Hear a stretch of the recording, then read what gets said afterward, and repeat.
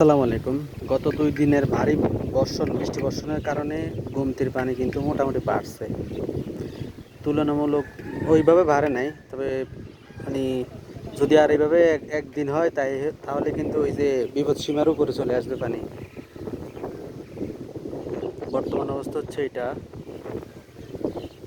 আবহাওয়াটা অনেক সুন্দর, একবারে নীরব, শুনশি নীরবতা চলতেছে। একদম গোমতীর পাড়ে দাঁড়িয়ে আছি। এই যে সামনে যে মধ্যখানে যে ইয়েটা আছে এগুলা অনেক নিচে ছিল, পানি পানি ছিল না এদিকে আর কি। এগুলো একদম ইয়েতে ছিল, এগুলাতে এখন পানি একদম থই থই করতেছে, প্রচুর পরিমাণে পানি।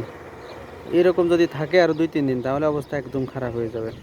তবে ওই সবাই যেভাবে বলতেছে পানি হয়েছে অনেক, কিন্তু ওইরকম কোনো ভয় পাওয়ার কোনো কিছুই নাই। পানি বহুত দেরি আছে এরকম হইতে। তো মানুষ তো ফেসবুকে একটা গুজবের জায়গা, যে যেভাবে পারতেছে গুজব ছড়াই দিতেছে। এই গুজবে কখনো কান দিতে নাই।